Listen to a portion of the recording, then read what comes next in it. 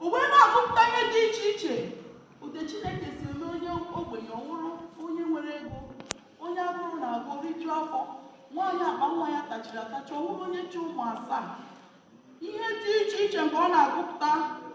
Si Chineke nwe onye na-egwu, Chineke nwe onye na-edowekwe ndụ, Chineke nwe onye na-eme ogbenye.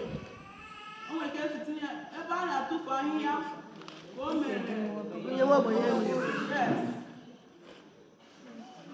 The Lord, onwe na-ekele Chineke n'ime ihe ndị ahụ. Then our second reading was taken from Acts of the Apostles.